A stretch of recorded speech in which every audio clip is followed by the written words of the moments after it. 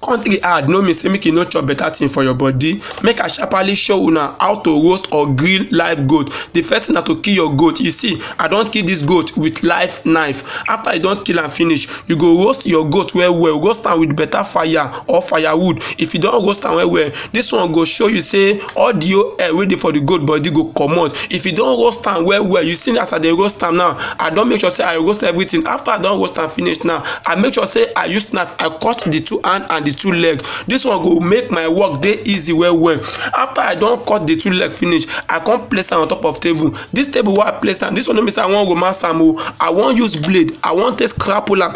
I don dey use blade, I don dey scrapple am. I wan comot the remaining air wey dey there. And in case of people wey dey use kerosene, this one go make sure say the smell no show at all. After you don scrapple am with blade, you go place am, you go wash am well well with water. You see, I don dey wash am with better water. After I don wash am finish, the next thing now, I wan do surgery wey be operation. I wan comot the intestine.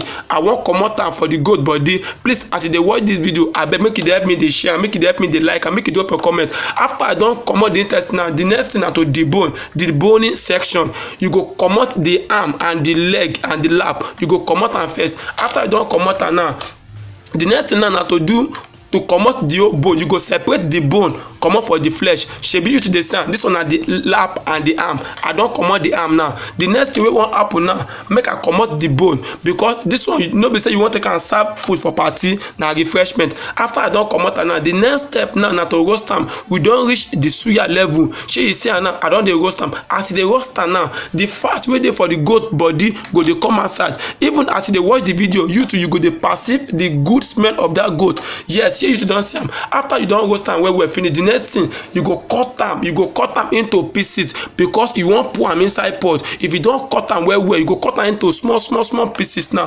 After you don cut am finish, you go put inside pot. You go add your seasoning, add your maggi, add your onions, add your pepper. Your asun is ready.